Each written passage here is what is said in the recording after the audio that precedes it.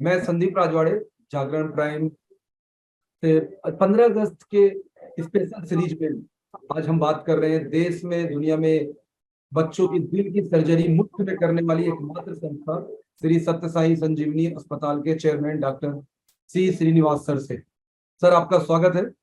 भारत की आजादी से लेकर अब तक स्वास्थ्य सेवाओं में लगातार बढ़ोतरी हुई है और श्री सत्य साई संजीवनी अस्पताल का भी इसमें अहम योगदान रहा है। तो कैसा यह सफर रहा है, आज आपसे जानना चाहेंगे। मेरा पहला सवाल है सर आपसे कि आजादी से अब तक स्वास्थ्य सेवाओं में किस तरह के भारत में प्रगति हुई है, बदलाव हुआ है, जो आपके नजरिए से आप कैसा उसको देखते हैं या समझा सकते हैं। तो धन्यवाद संदीप जी, और सभी दर्शकों को नमस्कार। 75 साल में काफी कुछ हुआ है अपनी देश में। अभी तो अपना देश जनसंख्या में सारी दुनिया में अव्वल नंबर पे पहुंच गई है। अभी अपना देश एक महान श्रेष्ठ देश है, जिसमें मैं मानता हूं कई दुनियाएं हैं बसे हैं अपनी इस देश में। कश्मीर से कन्याकुमारी से लेकर दार्जिलिंग से कच्छ तक अगर अपन अपनी देश की बात करें तो भिन्न तरीके के लोग हैं, भिन्न तरीके के सोशल कस्टम्स एंड प्रैक्टिसेस है, और बहुत एक सुंदर सा अवसर अपना देश प्रेजेंट करता है। 75 साल में काफी कुछ जरूर हुआ है, और खास करके अगर मैं सत्य साई संजीवनी की सिस्टम के बारे में बात करूं, हमारा ये मानना है कि सबसे बड़ी बहुमूल्य इन्वेस्टमेंट अपनी नागरिक, अपने बच्चे महिलाओं की, अपनी सिटीजन्स की स्वस्थ ठीक रहना बहुत ही बहुमूल्य चीज है। ये अगर एक स्वस्थ देश हो तो प्रगति के मार्ग पे चलना हो सकता है, आगे बढ़ने की आवश्यकता और भी आगे जरूर बढ़ सकती है, बहुत कुछ करने को मिल सकता है। स्वस्थ ऐसी एक चीज है जो जब किसी को बीमारी हो जाती है तो जब अपन उसका वैल्यू जानते हैं, क्योंकि बीमारी एक ऐसी चीज है जो अपने को नीचे ले चलती है, अपने को दुख पहुंचाता है, और खास करके तरह तरह के लॉस अपनी फैमिलीज को, परिवारों को, स्वयं अपनों को और अपनी देश को भी हेल्थ नहीं होने से बहुत दिक्कतें पहुंचाती है। तो मेरा ये मानना है कि हेल्थ को एक इन्वेस्टमेंट तरीके से देखना चाहिए हम, क्योंकि अगर अपन स्वस्थ रखना एक इन्वेस्टमेंट मानते हैं तो वो ही एक बहुत बड़ा फोर्स बन जाएगा अपने देश के लिए। हेल्थी नेशन ही हेल्थी सिटीजन्स को आगे ले चल सकती है, और इस पे इन्वेस्ट करना ये 75 साल में मेरे ख्याल में सत्य साई संजीवनी की एक छोटी सी एक कंट्रीब्यूशन रिव्यू रही है।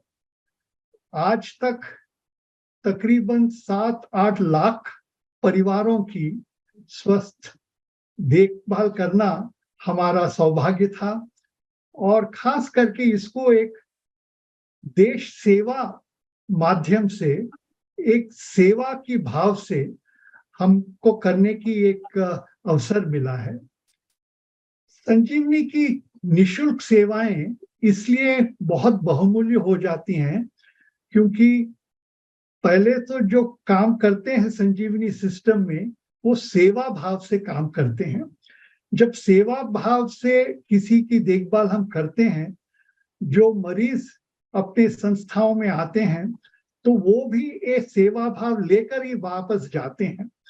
तो खास करके आप जानते होंगे कि दिल की बीमारी बच्चों में एक देश की एक बहुत बड़ी समस्या है, और एक दुख की बात है कि बहुत लाखों बच्चे दिल की बीमारियों से पैदा हो रहे हैं, और उनकी देखभाल करना अपना देश का धर्म और फर्ज भी बन जाता है हर एक नागरिक का भी। तो ये जब हम निशुल्क प्रेम और सेवा भाव से करते हैं, ये एक देश की कंट्रीब्यूशन है कि ये परिवारें आज देश के लिए इतनी सेवा से उनको आगे ले चल रहे हैं। ये मैं मानता हूं एक इन्वेस्टमेंट का रिटर्न है ये, जब सिर्फ स्वस्थ ट्रांजैक्शन में नहीं पर ट्रांसफॉर्मेशन में बदल जाता है। हेल्थ केयर ट्रांसफॉर्मेशन होना चाहिए, सिर्फ बॉडी ठीक नहीं, मगर जब बॉडी ठीक होने के बाद अगर वो अपनी सेवा, परिवार की सेवा, समाज की सेवा और देश की सेवा अगर कर पाएगा तो वो देश के लिए एक बहुत बड़ी बात होगी। और यही रही है सत्य साई संजीवनी की प्रयास और सेवा। ये सफर आप सत्य साई से रहा और बहुत अहम योगदान है। ये लगातार ये बढ़ते भी जा रहा है। आज कई निःशुल्क सेवाओं से कई लोग की जान बच रही है। अगर आपका लंबा अनुभव रहा है स्वास्थ्य पे और आप पूरे देश दुनिया में जाते हैं, तो भारत में आजादी से आज की मैं बात करूं तो किस तरह स्वास्थ्य जो हेल्थ सर्विसेज है वो बढ़ी है और दुनिया में हम कहाँ हैं? देखिए, स्वस्थ ऐसी एक समस्या है जिसके कई फैक्टर्स होते हैं। डिजीज जिसको इंग्लिश में बोलते हैं, उसके दो कारण होते हैं।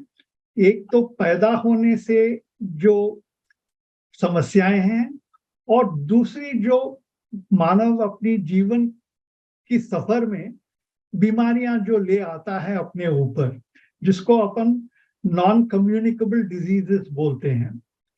अब अगर पैदा होते ही जो मरीज बन जाता है वो तो दुख की बात है, तो उसको न हम कुछ कर सकते हैं, उसको सिर्फ उसका निवारण ही करना पड़ेगा अपने को।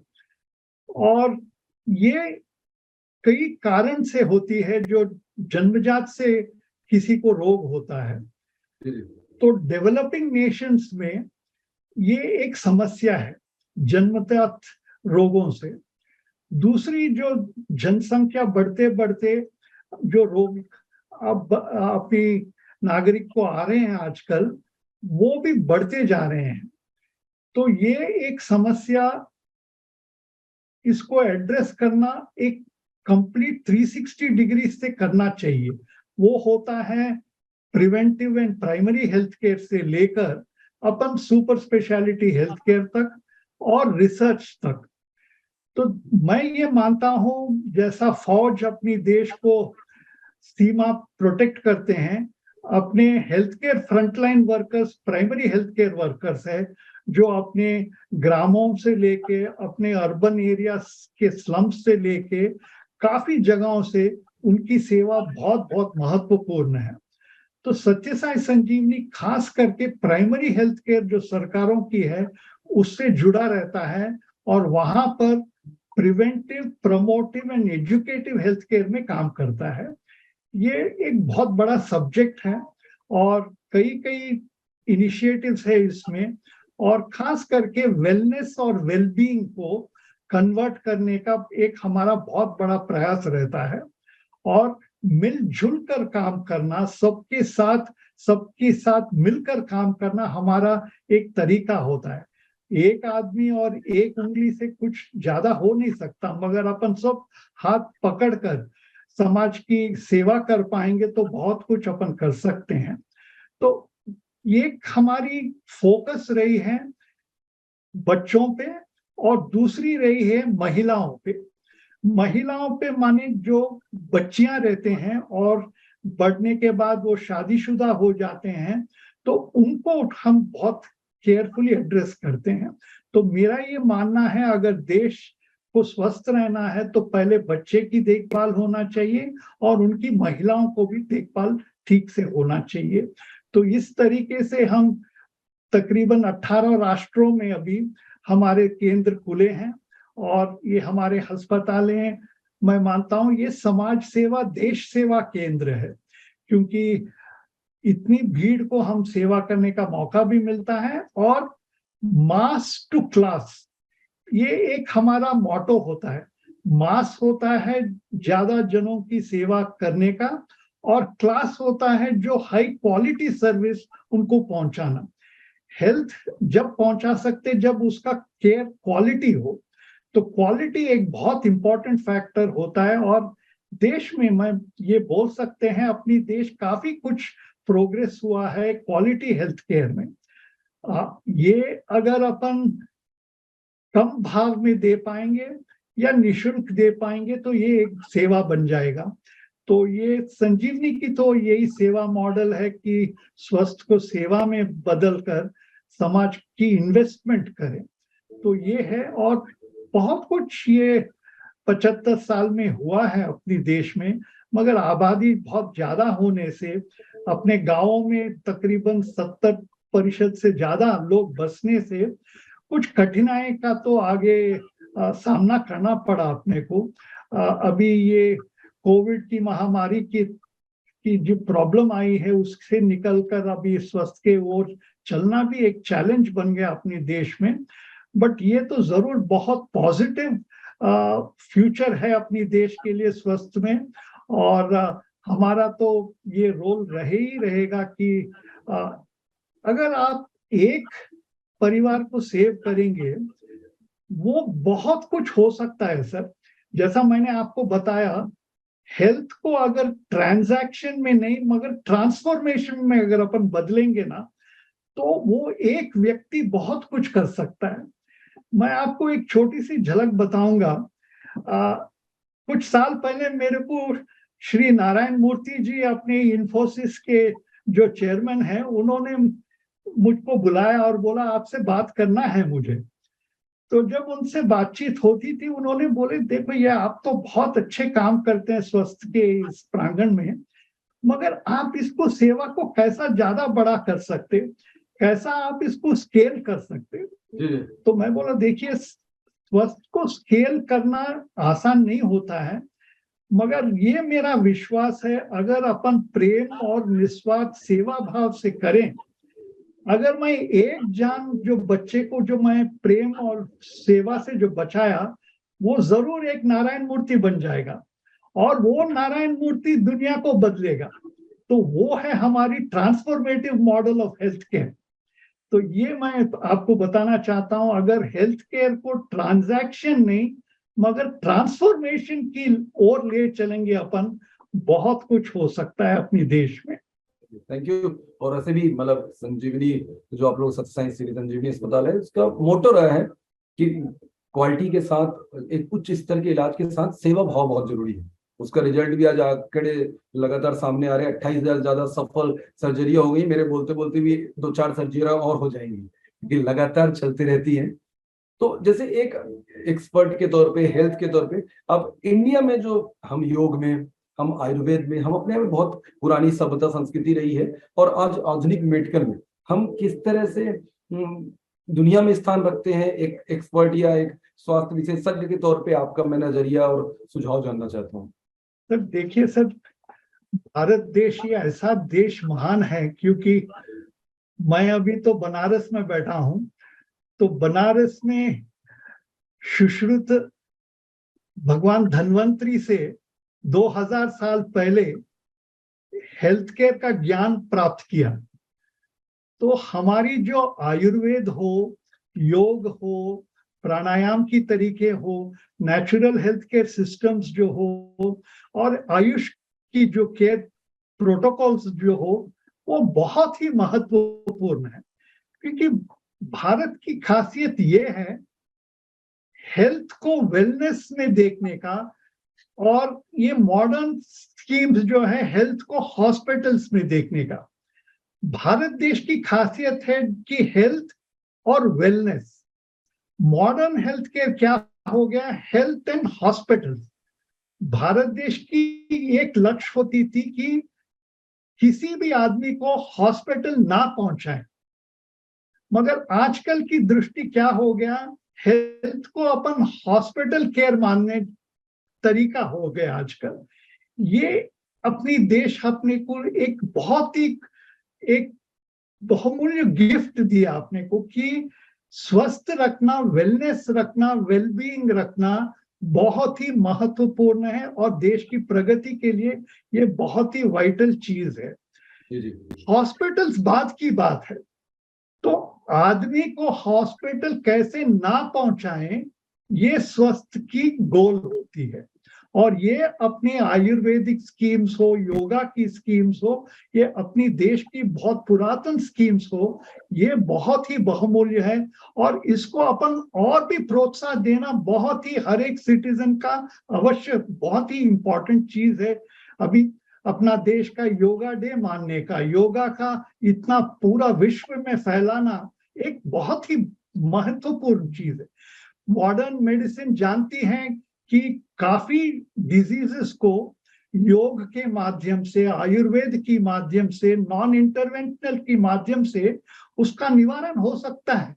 बिना अस्पताल जाए भी काफी रोग का निवारण हो सकता है।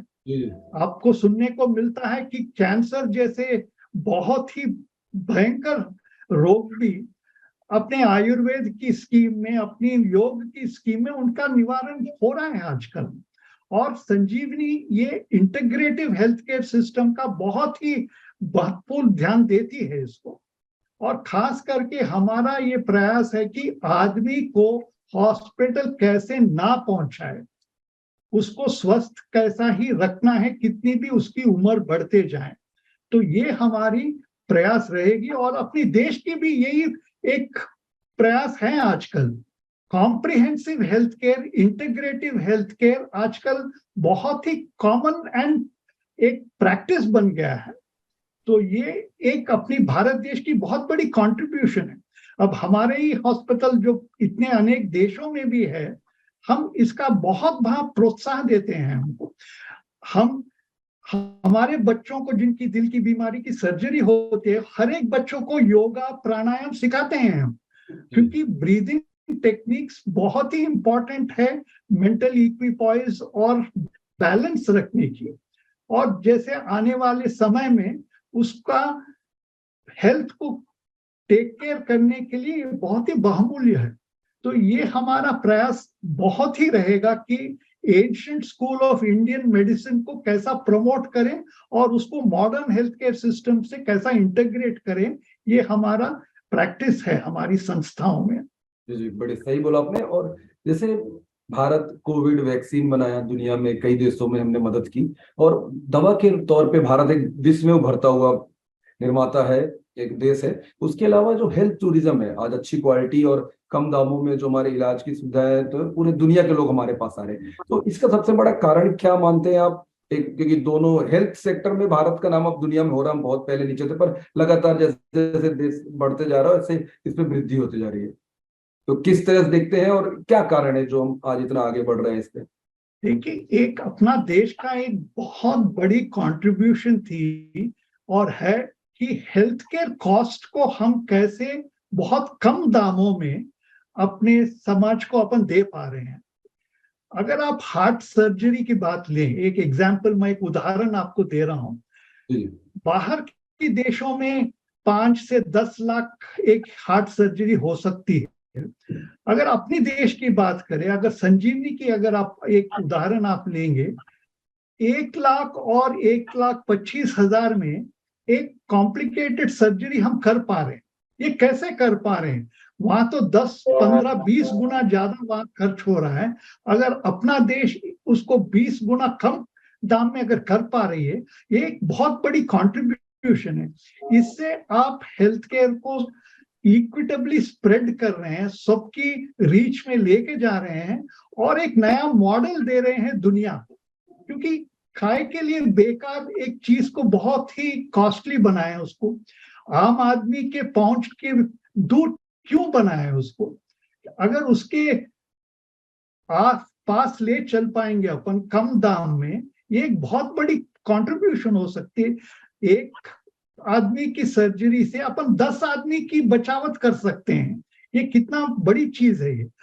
आप शायद जानते होंगे, जब श्रीलंका कुछ 1-2 साल पहले बहुत एक कठिन परिस्थिति से गुजर रही थी, तो उनकी सरकार, अपनी सरकार की तरफ से हमने वहां एक हॉस्पिटल खोला वहां पे।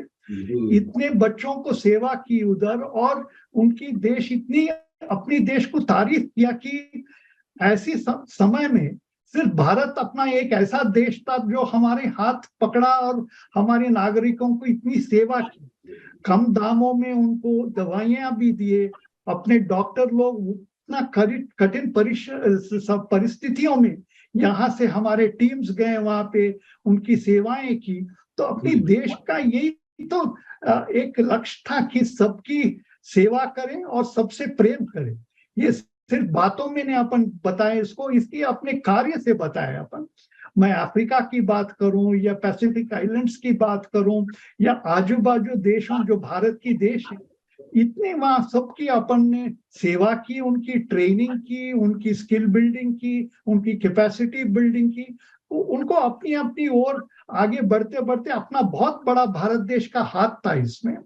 देखिए अब हेल्थ काफी वर्ग है इसमें, सरकार अपनी प्रयास कर रही है, हर एक नागरिक भी अपना अपना प्रयास करता है, अनेक संस्थाएं हैं अपनी देश में जो अपनी अपनी सेवाएं दे रही हैं। तो इस तरीके से एक सेगमेंट इसको पूरा सेवा नहीं कर सकता, हम सब मिल करके करना पड़ेगा इसको। हर एक का अपना अपना तरीका होता है। और मैं ये मानता हूं कि अगर हम ऐसे मिलजुल कर कोलैबोरेटिव हेल्थ केयर मॉडल से चलते जाएंगे, देखिए हम सब मिलजुल कर ही काम करना ही पड़ेगा अपने को, एक स्वयं नहीं कर पाएगा क्योंकि देश बहुत बड़ा है, दुनिया और भी बड़ी चीज है। तो मिलजुल कर अब ये और एक मैं बताऊंगा, इतने बाहर के देशों हमारे साथ अभी कोलैबोरेट कर रहे हैं। ये कितनी गर्व की बात है कि वो अपने पास आकर अपने से सीखें कि कैसे सर्जरी करें, कैसे केयर दे पाए, कैसे नर्सिंग केयर को बढ़ाएं, कैसे पैरामेडिकल केयर को आगे बढ़ाएं, कैसे टेक्नीशियन मल्टीपल टेक्नीशियन कोर्सेज को कैसे आगे बढ़ाएं। ये बहुत बड़ी चीज है। देश अभी आगे बढ़ रहा है, इसीलिए अफ्रीका के काफी देश हमारे साथ जुड़े हैं, अभी उनकी ओर ले चले। अब हमारी सेंटर्स भी काफी देशों में अभी नए नए अस्पताल खोले जा रहे हैं।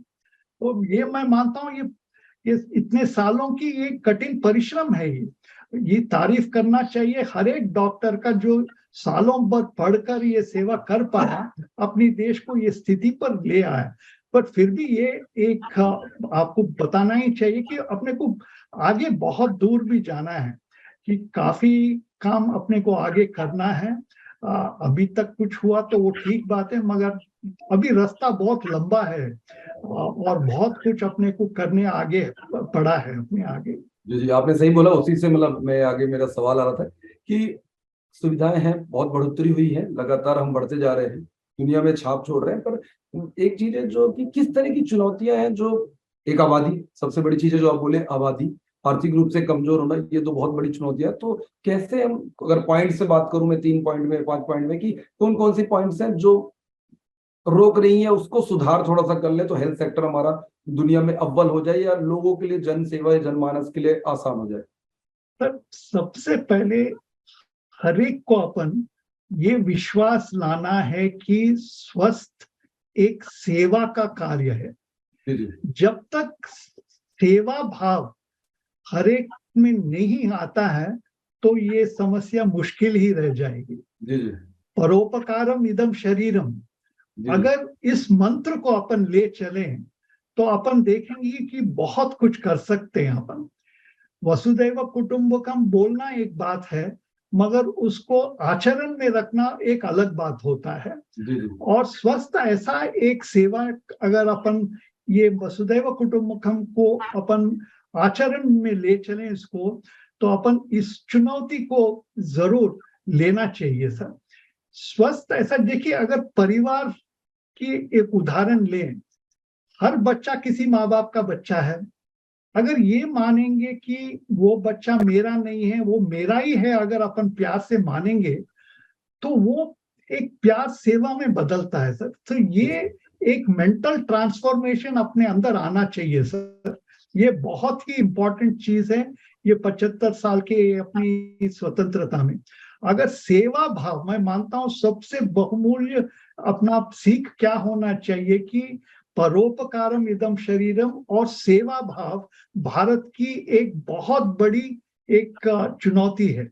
ये हर एक में अपन मेडिकल एजुकेशन में भी, खास करके मेडिकल एजुकेशन पाना एक बात है, मगर मेडिकल एजुकेशन को आप पाकर सेवा में कैसा बदलेंगे, वो आप पे, वो जवाबदारी आप पे है। तो देश की ये सेवाएं बढ़ाने के लिए अपनी मेडिकल एजुकेशन फोर्स को, मैं मानता हूं जैसा आईएएस एक है, आईएफएस एक है, आईआरएस इंडियन रेवेन्यू सर्विस है, शायद एक इंडियन मेडिकल सर्विस भी होना चाहिए, कि अपनी देश के एक इंडियन मेडिकल फोर्स भी बनना चाहिए। अगर आईएएस डीसी बन सकता है या सेक्रेटरी बन सकता है, शायद अपने एक नेशनल मेडिकल फोर्स भी होना चाहिए, जो जैसे अपने फौज है। अगर फौज की उदाहरण लेंगे, अब फौज क्या करता है, अपनी देश की सीमा का प्रोटेक्शन करता है। तो अगर अपन एक इंडियन मेडिकल फोर्स, जैसा इंडियन डिफेंस फोर्स है, एक इंडियन मेडिकल फोर्स भी अपन 75 साल के स्वतंत्रता के बाद अगर अपन शुरू करने की सोच रखें, तो शायद अपने नए बच्चे जो आएंगे, अपने बच्चे बच्चियां जो अपने मेडिकल इंस्टीट्यूट से, शायद वो देश सेवा, समाज सेवा, प्रजा सेवा के भाव से वो शायद अपनी मेडिकल वर्क आगे ले चलेंगे साहब। नहीं, बढ़िया बोला आपने। तो ये तो दो चीजें, मतलब आबादी की एक चुनौती है, आर्थिक स्थिति चुनौती है, मतलब इलाज को जो कम करना है। तीसरी आपने सुझाव भी दिया अच्छा कि आप जब तक सेवा भावना नहीं लाओगे तो उसका वो असर वो अंदर नहीं आएगा। वो एजुकेशन के शुरुआत के साथ होना चाहिए, एक एकेडमी या फोर्स के साथ होना चाहिए। और जी, तो अब एक लास्ट अंतिम सवाल है मेरा कि जैसे आप सभी को जानना चाहते हैं, बहुत लोग सुने हैं, हम कई बार छापे में सुने हैं कि सत्य साई श्री संजीवनी अस्पताल में मुफ्त में इलाज होता है, बच्चों की सर्जरी होती है, वहां पर कोई कैश काउंटर नहीं होता है। तो आप एक बार बताएंगे कि किस देश में कहाँ कहाँ पर है, एक ब्रीफ कर दे जिससे जो नए लोग हैं या नए पाठक हैं देखने वाले हैं वो भी समझ जाए, और किस तरह का आम आदमी भी कोई भी जिसको है वो संपर्क कर सकता है और कहाँ कहाँ कर सकता है।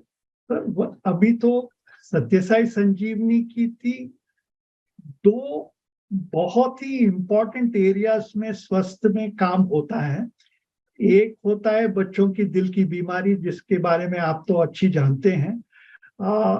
खास करके पूरी देश से हमारे पास मरीज आने का एक ऐसा दिन आ गया है कि पूरी देश में इतने इतने अधिक मात्रा से लोग संजीवनी हॉस्पिटल्स में बच्चों की दिल की बीमारी के बारे में आते हैं।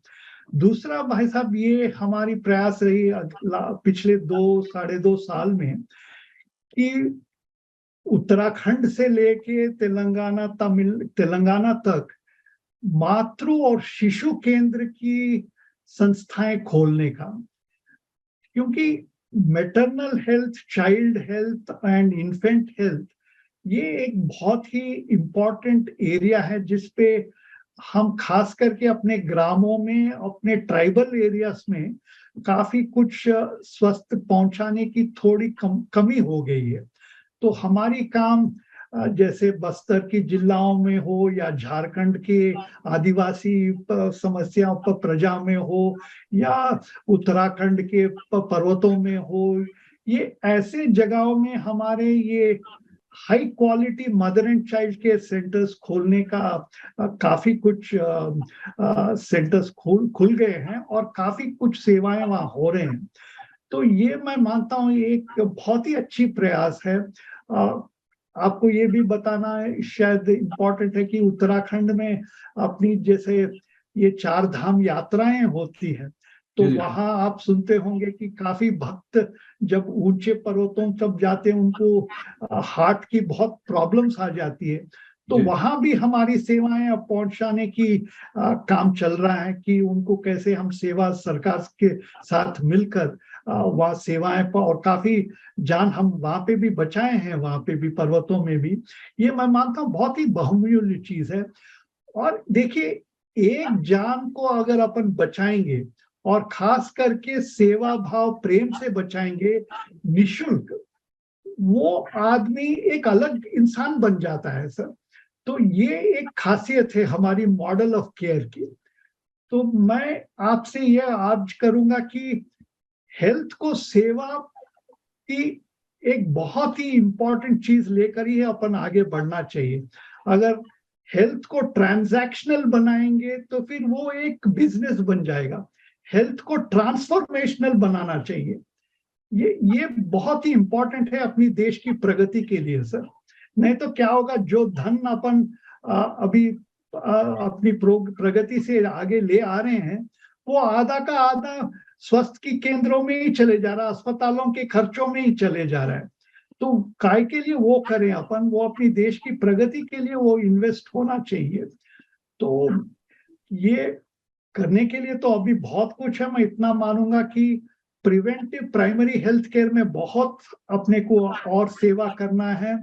बच्चियों की स्वास्थ्य के लिए ठीक से अपन काम करना चाहिए। और खैर सुपर स्पेशलिटी केयर तो है, मगर सिर्फ फिर भी सुपर स्पेशलिटी केयर सिर्फ 5% ही है सर। 95% तो पूरा दूसरा केयर होता है। तो ये एक कॉम्प्रिहेंसिव इश्यू है, मेडिकल एजुकेशन से लेके हॉस्पिटल स्ट्रक्चर से लेके, बट इसका तो फाउंडेशन सेवा होना चाहिए। ये मैं बार बार यही पद आपको बोलते जा रहा हूं कि जब तक स्वास्थ्य सेवा के माध्यम से अपन नहीं कर पाएंगे, प्रगति मुश्किल हो जाएगा सर। नहीं, आपने बहुत सारी चीजें बताई, क्योंकि लगातार सेवा, उसके बाद आपके नए नए जो कैसे आम आदमी भी, कोई गरीब आदमी, मतलब आप तो देश की बात बताए, मैं कैसे केस देखा हूँ सत्य साई संजीवनी अस्पताल, जहाँ विदेश से लोग आए हैं, स्वस्थ होके गए हैं, उनके लिए बच्चा एक जान बचाना, और एक की जान आप ऐसे हजारों की जान बचा रहे हैं। तो ऐसे ही लगातार जान बचाते रहिए आप संस्थाओं के माध्यम से, और उन्नति करते रहें, सब स्वस्थ रहें। और स्वतंत्रता दिवस की आपको बहुत सारी बधाई। अच्छा लगा बात करके सर। नमस्कार भैया, नमस्कार। नमस्कार, धन्यवाद।